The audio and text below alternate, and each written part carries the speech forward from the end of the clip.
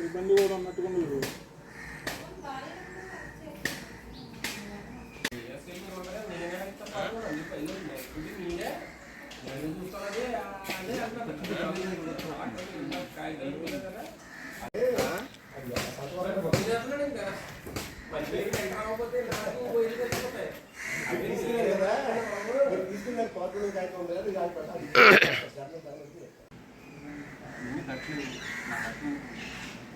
Income లేదనుకోండి అంతే sir నేను నా డబ్బులు కట్టుబెట్టి తీసుకెళ్తాను నా బండి నాకు ఇస్తున్నాను.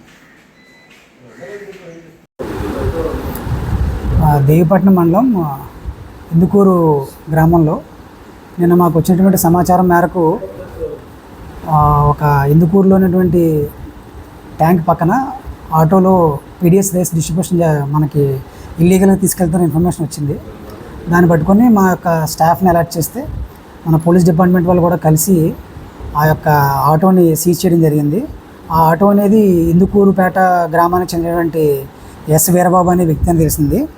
ఆటో నెంబర్ వచ్చేసి AP39 VC 8580.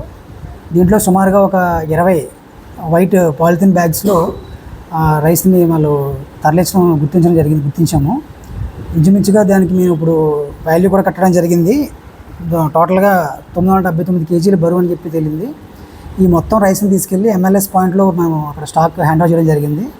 దీని తర్వాత ఫర్దర్గా దీని మీద యాక్షన్ ఏంటంటే మా డిపార్ట్మెంట్ నుంచి 6A కేసు బుక్ చేస్తాము. At the same time auto మీద క్రిమినల్ కేసు కూడా బుక్ చేయడం జరుగుతుంది. ఇంకా ఫర్దర్గా ఇన్ఫర్మేషన్ ఏమైనా ఉంటే మీకు చెప్పడం జరుగుతుంది.